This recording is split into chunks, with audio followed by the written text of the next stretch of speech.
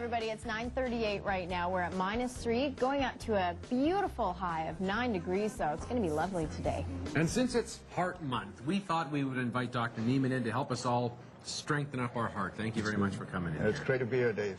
So you were talking about, we were just talking about cholesterol and the numbers. What numbers do we need to know about in terms of our own cholesterol? Well, I think there's really 3 key numbers you need to know. Your total cholesterol, your good cholesterol, which is the HDL, the healthy cholesterol, and then also the bad cholesterol, the lousy cholesterol, the LDL. Those are the 3 things you need to know. How do you find out what the numbers are? Just a blood test. And so what you need to do is you need to fast, and this is really why I'm hoping a lot of people who hear us talk today will change their behavior. Go to their doctor, get this blood test done. All you need to do, Dave, is you need to fast for 12 hours and then just get the blood test done. Once you get these numbers, the next question is, what do you do about it? All right. We get the numbers. What do I do about it? Oh, okay. Well, it's very important to know the ratio. For example, if you take the total cholesterol and you divide it by the healthy cholesterol, there should be a ratio of at least under 5, ideally 3.5. So it's not just the cholesterol itself. You know, sometimes people say, well, I have high cholesterol and so on. That's important, but the more important question is, what is the ratio? And the ratio should be 3.5. And that ideally. Is good to bad or bad to good? Like what is it? Just simply the total cholesterol. Yeah. Total cholesterol divided by the healthy cholesterol. That gives you a ratio. Okay. Simple as that. At what age should we be doing this? Like, do our kids need to know their cholesterol? That's an amazing question, because as we speak, the American Academy of Pediatrics is saying we should probably start doing it in preschoolers even. Wow. So, for example, if mom or dad have high cholesterol, then we should do it in preschoolers. And they may even do it on everybody, because sometimes people walk on the sidewalks of Calgary, they're in their 30s and they have high cholesterol, but you cannot feel it, right? You can't feel high cholesterol.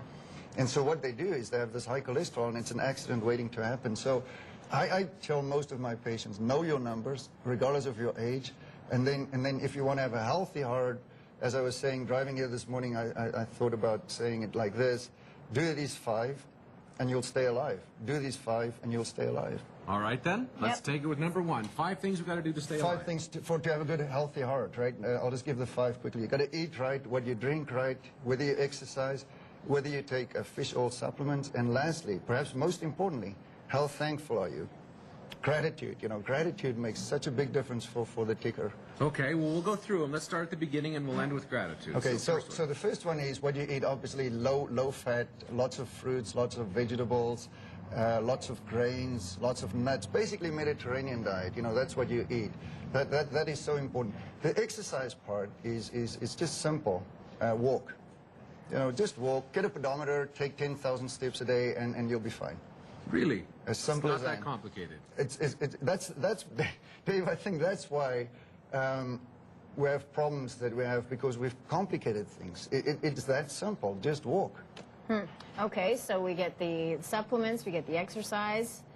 And then the other thing is, do you take fish oil or not? Yeah. Because we know people who take fish oils, omega-3s, it's very, very good for the heart. And you got to do it daily. Ideally, if you eat fish, 2 servings a week, you don't need to take these supplements. Yeah.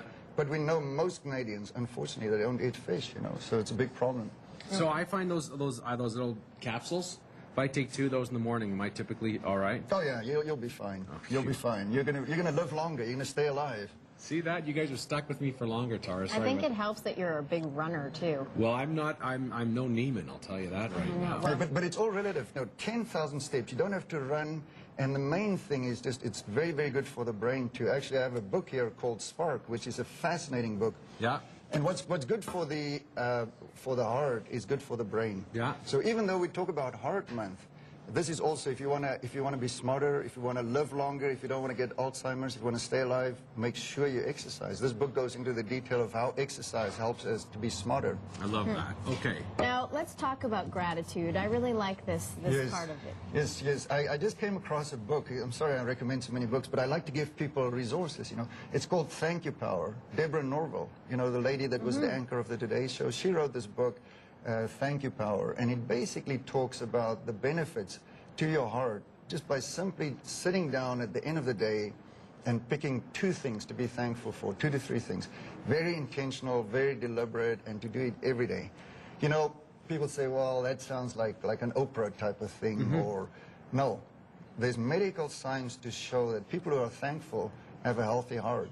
Research, black and white, objective science. If you are thankful, truly thankful, it's healthy for your heart. Why do you think that is? Well, people look at hormones, they look at chemistry, they look at the immune system. We're basically speculating, but I just think the wisdom of how nature works together is, imagine the opposite, constantly whining and complaining. Yeah. Pushes your blood pressure up, right? So if you're thankful and you write it down, it's very important, you got to write it down. That's what the research shows. Unless you write it down, it doesn't work as well. Really? Absolutely. Absolutely. I believe that. Yeah? Yeah, the writing down, I think, makes a big difference. Oh, yeah. And even with their kids at bedtime, if you have kids and Oh, you yeah. just, in the discussion, you can talk about what they were thankful for that day. I mean, you don't have to say it in that way. Yeah, But we're parents, and so what we know is that kids are not always naturally thankful, but they can be taught. And usually, actually, I read in Deborah Norville's book that if you do it before age 6, it doesn't work as well because of a child's brain development and so on. They can't really appreciate what it means to be thankful. Yeah. After age 6, you can start doing that with your child on a regular basis, writing it down, keeping a journal, and it's good for the child's heart. Heartandstroke.ca is also a website where there's more information on your heart health if you want some. My 5 to stay alive. Review for me? It's what you eat, Yeah. exercise, Yeah. supplements, being thankful, and the one we didn't talk about, sorry, was drinking moderate amount of wine, just 1 glass. 1 glass a day. 1 glass a day. I got a pass from the doctor. 1 glass a day. Thank you You're very much, welcome. Dr. Neiman. You're very welcome. Good to have you with us here.